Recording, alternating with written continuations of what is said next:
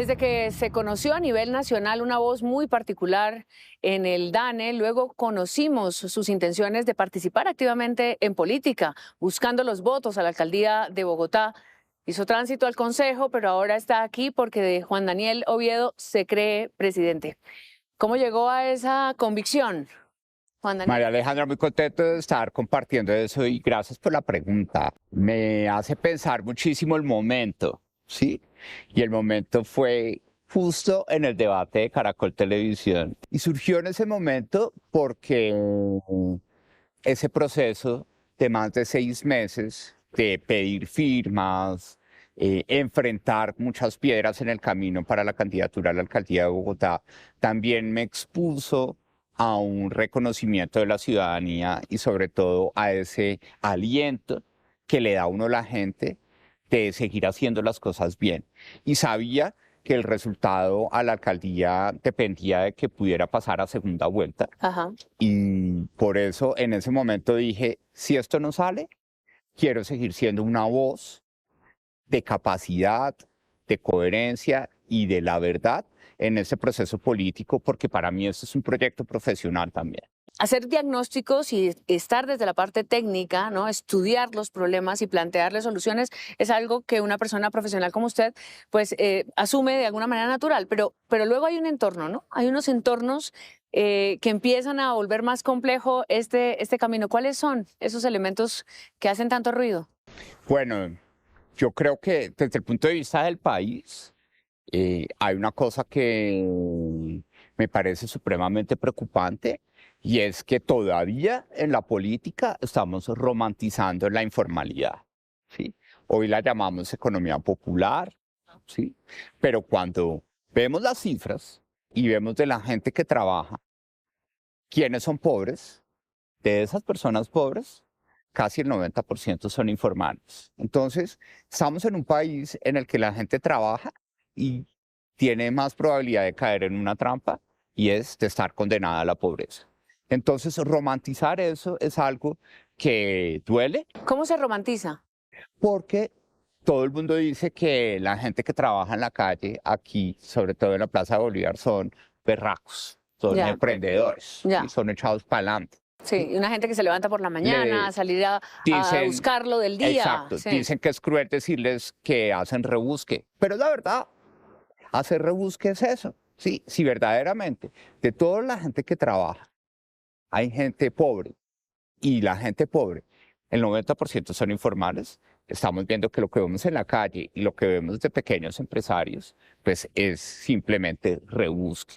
¿Y por qué no se ha logrado llegar, digamos, a la conclusión de que esto no es esto no es una cualidad, sino es un atraso y es un resultado de una política de empleo que no ha sido efectiva? ¿Dónde está el obstáculo para solucionarlo? La esencia del problema es que nuestro sistema de protección social, que se creó desde los 60, se empezó a concebir, es un sistema de protección social que se creó para personas grandes, donde hay papá, mamá, con el estereotipo que papá trabaja y mantiene al resto de la gente. Entonces, el acceso a pensión, a salud y a riesgos laborales se asoció a la condición de tener un contrato de trabajo. Pero la realidad no es esa. Las cifras lo muestran. La mayoría de la gente que trabaja lo hace en la informalidad. Y la informalidad es vender comida en la calle, manejar un carro en Uber, trabajar en una peluquería o tener una tienda de barrio. Entonces, hoy en día, el paradigma de la formalidad es el de yo pago impuestos y no el de yo estoy asegurado, yo estoy cubierto o estoy protegido.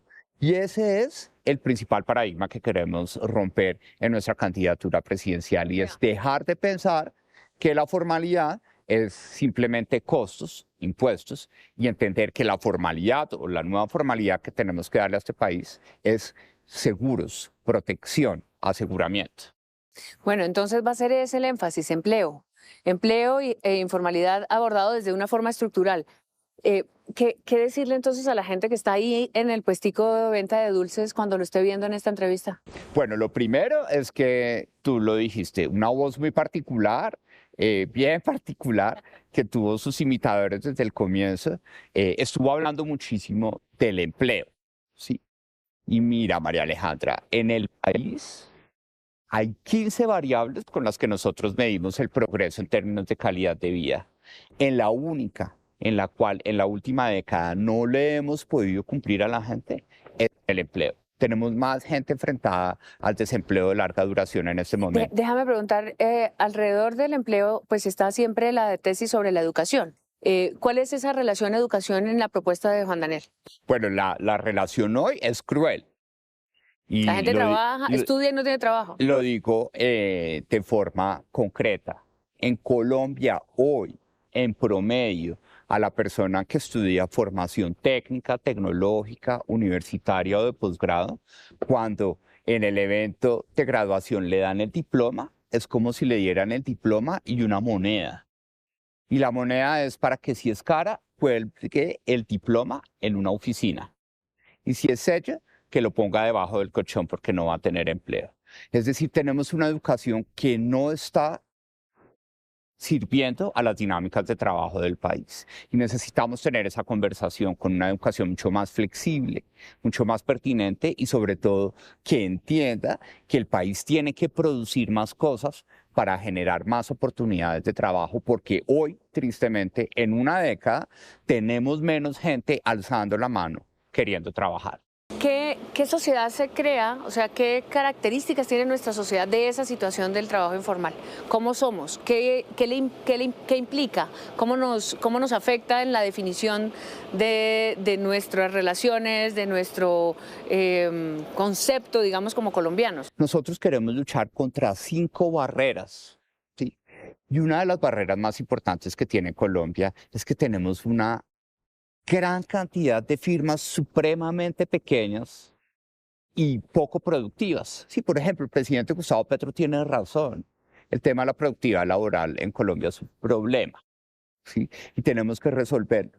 Pero no se trata de pensar que vamos a desaparecer a esas personas que tienen peluquerías, tiendas de barrio, que manejan su carro en Uber de un día para otro y los vamos a convertir en ejecutivos o en emprendedores digitales. Necesitamos llegarles a ellos con capacidades tecnológicas, con acceso a crédito y sobre todo con una capacidad reflexiva para que esas personas verdaderamente sepan si eso que están haciendo es verdaderamente su camino de desarrollo o si existen otras alternativas para que las puedan desarrollar. Hablemos un poco de cómo está siendo este momento de la campaña. Es preliminar, todavía falta mucho, hay muchos candidatos como los mencionábamos ahora. ¿Qué le dice a Juan Daniel Oviedo de esa cantidad de personas que aspiran a creer o que se creen hoy presidente y que están pasando por aquí? Bueno, a mí me parece súper interesante porque naturalmente tú lo recuerdas, tú estabas en ese debate, pues fue el primer momento en que pensé en eso, ¿sí? Y que en ese de ese momento a hoy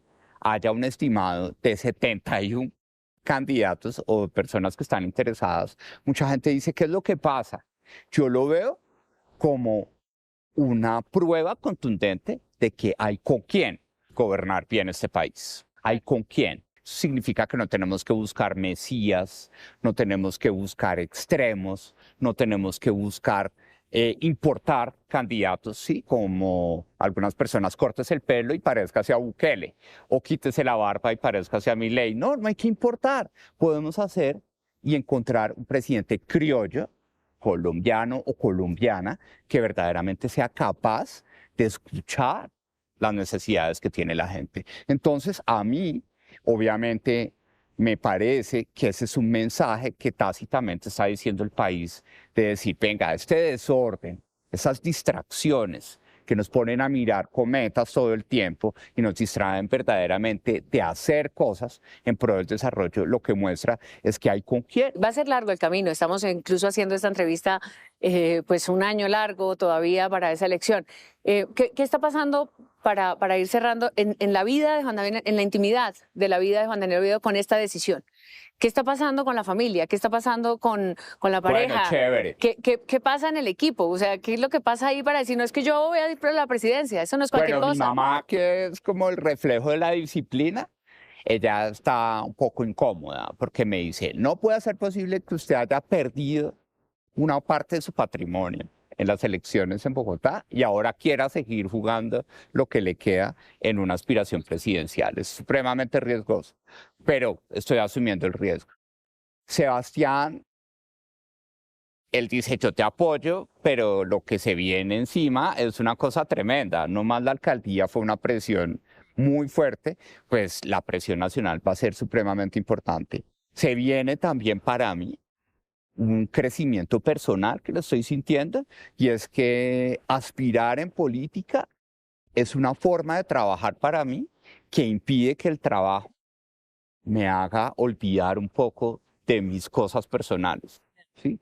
Porque alguien que aspira y que quiere inspirar, que ese es mi propósito, pues tiene que lograr la integridad entre sus asuntos personales y sus asuntos profesionales.